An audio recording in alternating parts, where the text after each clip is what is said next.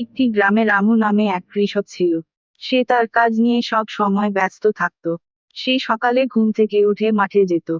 সারাদিন কাজ করার পর প্রতিদিন ক্লান্ত শরীর নিয়ে সন্ধ্যার সময় বাড়ি ফিরত।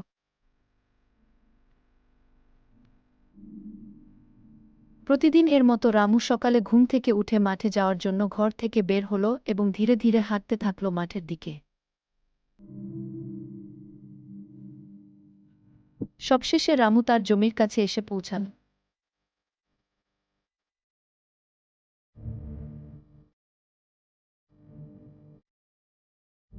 কিছুক্ষণ কাজ করার পর রামু অস্থির হয়ে পড়ল এবং একটু বিশ্রাম নেওয়ার জন্য বসল। তার সারা দিনের কাজ শেষ করে সন্ধ্যার দিকে বাড়ি ফেরার জন্য রওনা করল। হঠাৎ তার সামনে একটি পরী এলো এবং বলল, তুমি সৎভাবে কাজ করে যাও, তুমি একদিন সফল হবে।